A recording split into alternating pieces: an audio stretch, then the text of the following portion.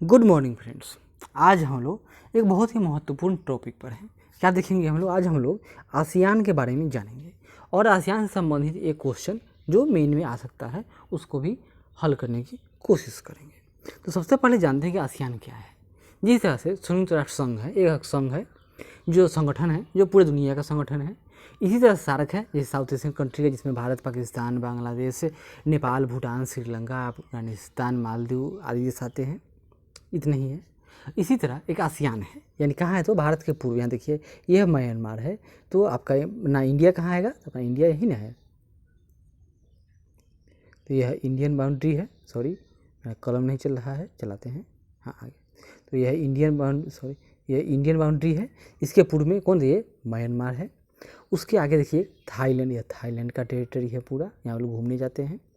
फिर land lock country एकमात्र ये है लाओस, यह लाओस है, ये लाओस। और नीचे ये कंबोडिया है, ये चाइना प्रदेश। फिर यह लंबा सा बाउंड्री वियतनाम है और ये साउथ चाइना सी है जहाँ पर विवाद होते रहता है। फिर यह फिलीपींस का द्वीप समूह है और ब्रुनेई एक छोटा सा यहाँ पर एक टापू जैसा देश है, लेकिन कहाँ है? यह बहुत बड़ा एक टापू है, नया नाम इसका बोर्नियो। इस पर 3 देशों का अधिकार है। पूरा जो ये पूरा है ये सब इंडोनेशिया का है इलाका।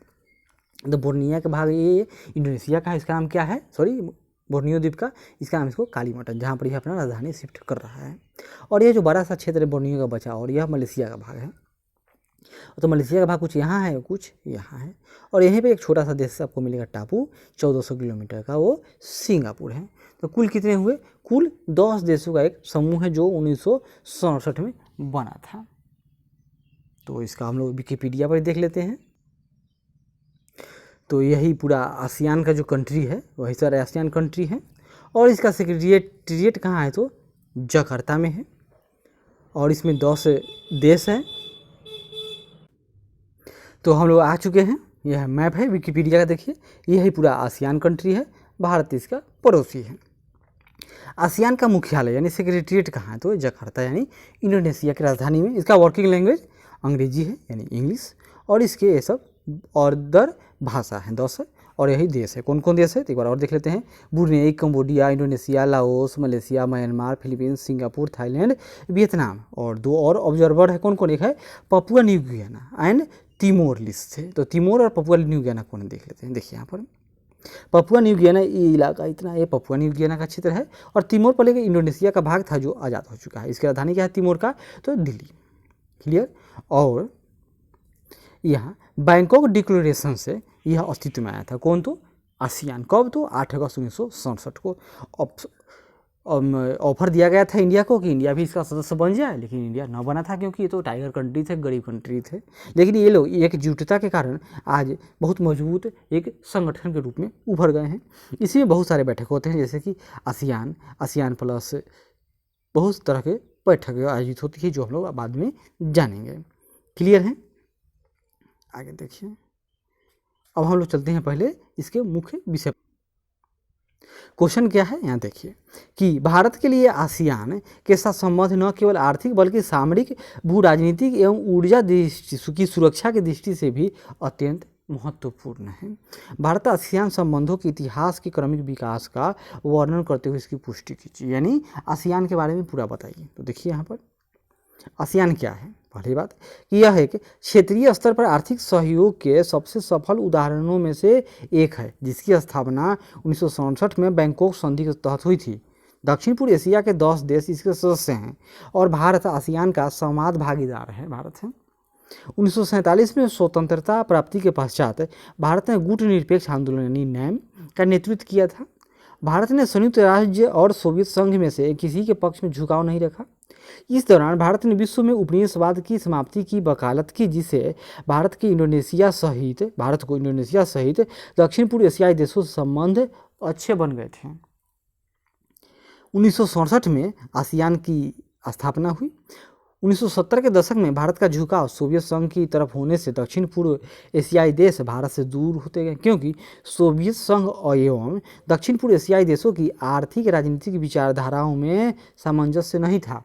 1991 के पश्चात जब शीत युद्ध की समाप्ति होती है और आर्थिक उदारीकरण के पश्चात भारत की नीति में परिवर्तन आया, भारत ने पूर्व एशियाई और दक्षिण पूर्व एशियाई देशों के साथ आर्थिक वाणिज्यिक संबंधों को बढ़ाने के लिए लुक ईस्ट पॉलिसी, जो अब क्या हो गया है, एक्ट ईस्ट पॉलिसी के रूप में परिवर्तित हो चुका है, को अपनाया। भारत की वर्तमान सरकार ने आसियान के साथ अपने आर्थिक संबंधों को और अधिक सुदृढ़ करने के साथ साथ एशिया प्रशांत के अन्य देशों के साथ भी संबंध सुदृढ़ करने की नीति अपनाई है। 2014 में नरेंद्र मोदी के प्रधानमंत्री बनने और लुक ईस्ट नीति को लुक एक्ट नीति में बदलने के इस उनके फैसले से आसियान देशों के बीच भारत को लेकर फिर से उम्मीद बढ़ी। तो देखिए क्या क्या होगा। 1992 में भारत आसियान का सेक्टोरल साझेदार बना था। कौन 1992 में? 1996 में आसियान ने भारत को वार्ता साझेदार बना दिया। 1996 में आइए, 1992 फिर 96 में क्या हुआ कि भारत हर साल आसियान की बैठक में हिस्सा ले रहा है। 1996 से आसियान जो होता है, इसका क्या होता है कि साल में 2 बार इसकी बैठक होता है, और जहाँ भी बैठक होगा उसी शहर में, जैसे इस बार बैंकॉक में हुआ था तो बैंकॉक में भी 2 बार बैठक होगा। 2002 में भारत को सम्मेलन का साझेदार का दर्जा मिला। 2003 में भारत और आसियान मुक्त व्यापार क्षेत्र पर एक महत्वपूर्ण करार हुआ था। 2009 में इस पर अंतिम सहमति बनी और तब से व्यापारिक गतिविधियां और तेज हुई। 2012 में भारत रणनीतिक साझेदार बन गया। 2015 में भारत ने आसियान देशों के साथ संबंध को और मजबूती देने के लिए विशेष राजदूत की नियुक्ति की थी। तभी तो जो इस समय भारत में मोदी नहीं, इससे पहले जब भारत का जो गणतंत्र दिवस समारोह हुआ था उसमें आसियान के सभी देश आए हुए थे। आगे देखिए, 2015-16 में भारत और आसियान देशों के बीच 65 अरब डॉलर का व्यापार हुआ था। 16-17 में व्यापार बढ़कर 70 अरब डॉलर तक पहुंच गया था। 2018 में भारत और आसियान दोस्ती के 25 साल पूरा होने पर नई दिल्ली में रजत जयंती मनाई गई थी, और इसी समय 2018 की बात है, 10 आसियान देशों के राष्ट्राध्यक्ष ने भारत के गणतंत्र दिवस समारोह में मुख्य अतिथि की भूमिका निभाई। और भारत के लिए आसियान महत्व क्यों रखता है? तो देखिए, भारत आसियान का प्रमुख आर्थिक भागीदार देश है, और भारत एवं आसियान मिलकर विश्व का एक प्रमुख आर्थिक क्षेत्र निर्मित करते हैं। जहां भारत का भी जीडीपी लगभग 3 ट्रिलियन, वहीं टोटल आसियान का लगभग 10 ट्रिलियन डॉलर पूरने वाला है। तो बहुत बड़ा व्यापारिक क्षेत्र है। यह भारत आसियान संबंधों का भू राजनीतिक एवं सामरिक महत्व भी है। दक्षिण चीन सागर में नौ संचालन की स्वतंत्रता बनाए रखने, नशीले पदार्थों की तस्करी, आतंकवाद, साइबर अपराध आदि की रोकथाम तथा चीन की आक्रामक नीति को संतुलित करने के लिए भी भारत के लिए आसियान महत्वपूर्ण है। भारत म्यांमार, वियतनाम, मलेशिया और इंडोनेशिया जैसे आसियान देशों के साथ संबंध स्थापित कर अपनी ऊर्जा सुरक्षा को भी भारत सुनिश्चित कर सकता है। चूँकि चीन सागर से क्या होगा, तेल, प्राकृतिक गैस के वहाँ पर व्यापक भंडार हैं।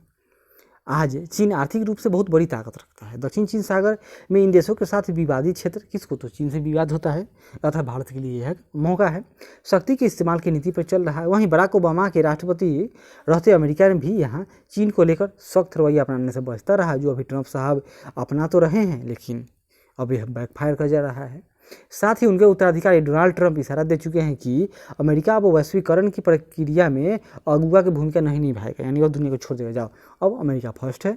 ऐसे में आसियान देशों के लिए भारत के साथ आर्थिक साझेदारी और सुरक्षा साझेदारी खासकर सामुद्रिक सुरक्षा के क्षेत्र में काफ़ी महत्वपूर्ण है, क्योंकि अब जो अंतर्राष्ट्रीय पुलिस मैन था कौन, अमेरिका, वह तो अपने घर चला गया। तब क्या होगा, अब उनको दूसरा पुलिस चाहिए, नहीं तो चीन क्या करेगा, सब कैप्चर कर लेगा। इसलिए भारत के पास मौका है। भारत इन देशों के सामने खुद को मजबूत और भरोसेमंद साथी के तौर पर पेश कर रहा है। भारत इन देशों के साथ न केवल सैन्य सहयोग बल्कि इस पूरे क्षेत्र को बड़े बाजार में तब्दील करने की कोशिश कर रहा है। इस वर्ष गणतंत्र दिवस परेड में 10 आसियान देशों की भारत में एक साथ मौजूदगी से इस दिशा में एक बड़ा कदम गया। भारत समुद्री क्षेत्र में सहयोग और सुरक्षा के मुद्दे पर इन देशों की चिंता साझा करता है। भारत और आसियान देशों के बीच व्यापार लगातार बढ़ रहा है और भारत को उम्मीद है कि अगले कुछ वर्षों में इसे करीब दोगुना किया जा सकता है।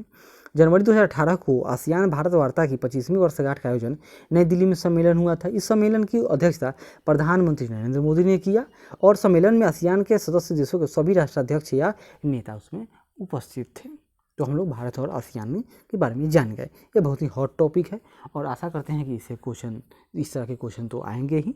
तो अगली बार एक नए टॉपिक के साथ एक नए वीडियो में मिलते हैं। तब तक धन्यवाद। आशा करते हैं कि प्रयास अच्छा लगे तो ज़रूर लाइक करें, शेयर करें, कमेंट करें और सब्सक्राइब करें। धन्यवाद।